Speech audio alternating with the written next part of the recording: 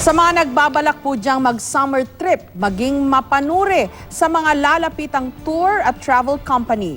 Isang may-ari ng ganitong negosyo ang tinutugis ngayon dahil di umano sa panloloko sa mga biyahero. May report si Ivan Mayrina. Minsang pinagkatiwalaan pero ngayon, hindi na mahagilap. Si Maria Lourdes Des Angeles, may-ari ng DYA Tours and Travel Services na nag-operate sa Imus, Cavite. Kwento ng biktimang si Nelly, hindi niya tunay na pangalan. 2014 sila nagkakilala ni Angeles nang i-refer daw ng isang kakilala na magtungo sila sa Beijing, China. Wala naman daw naging problema ang kanyang pagpapabook mula sa plane tickets hanggang sa hotel. At nang makapalagayan na niya ng loob, nakiusap umano si Angeles at hiniram ang credit card ni Nelly 2 linggo matapos sila magkakilala. 140,000 pesos daw ang na-charge sa kanyang credit card para sa booking na ibang mga kliyente ni Angeles. Ilang beses daw nangako pero napako at hanggang ngayon, hindi pa rin siya nababayaran.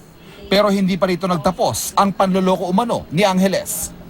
Yung pinsan ko, since okay naman ang service niya, nag-book sa kanya for Boracay. Ang dami nila. They're about 13. Ang binigay niya ng package deal, parang 110,000. Wala nangyari. Tapos isang pamangkin ko, going to Hong Kong, 5 sila. Nagbigay siya ng 50,000. Wala din nangyari. Nasa 20 kasamahan pa ni Nelly ang umano'y nabiktima rin ni Angeles. Nang padalahan si Angeles ng summons ng korte para sa demandang estafa, moved out o lumipat na raw siya ng tirahan at hindi na mahagilap. Hindi na rin makontak ang kanyang cellphone. Nang aming i-verify sa Department of Tourism, lumalabas na hindi accredited ng DYA Tours and Travel Services si Angeles.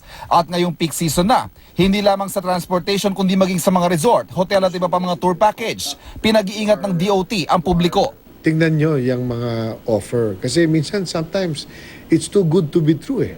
Please report it to us because we will act swiftly. We're in close coordination with the local authorities, with DTI, and the local governments para mabigyan ng leksyon itong mga ganito mga operator. Kung nais malaman kung accredited ang inyong travel agency, maaari itong i-check sa website ng DOT. Kung kayo naman ay naloko, maaaring magreklamo sa pamamagitan ng email o di kayo tumawag sa kanilang hotline. Ivan Mayrina, GMA News.